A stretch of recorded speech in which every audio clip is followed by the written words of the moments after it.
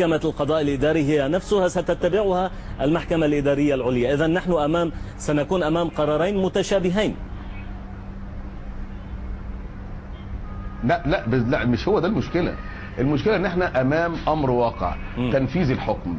احنا الصبح رايحين المحكمة عشان نستلم الصيغة التنفيذية. الصيغة التنفيذية شمولها ان هذا الحكم ينفذ بالقوى الجبرية، يعني حتى لو سبقت الظروف هناك استلام للمقار لصالح المدعين. وهذا طبعا الحكومة لم تترك الامر بهذا الشكل، خاصة في ضوء التصريحات الحقيقة الحكيمة اللي سمعناها اليوم رسميا من العديد من المحافظين في مصر. قالوا صراحة احنا بالفعل بنشيد بحكم القضاء في مصر، رغم ان هم اللي قد يكونوا مستفيدين بعمل المجالس الشعبية المحلية، وقالوا احنا بنرحب بهذا وبننفذ الحكم فورا، ولا هناك اي اتجاه ولا نية ل يعني وجود اي اعاقات امام تنفيذ الحكم. اما الوضع القائم لا يستدعي فقط تنفيذ الحكم، يستدعي ايضا البحث عن بديل. ما هو البديل الذي سوف يقوم في الشارع المصري؟ انا عايز اقول لك الشارع المصري ضرب مثل ونموذج يحتذى به امام شعوب العالم.